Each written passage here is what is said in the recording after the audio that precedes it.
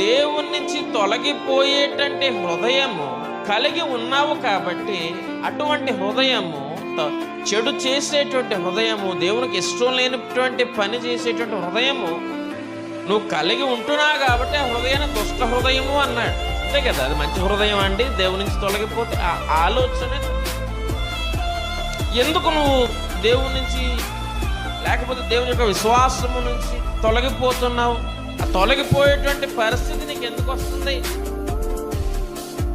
తొలగిపోయేటువంటి పరిస్థితిలో నువ్వు ఎందుకున్నావు అంటే చాలా మటుకు మొట్టమొదటి కారణం ఏమవుతుంది అంటే లోకం అండి.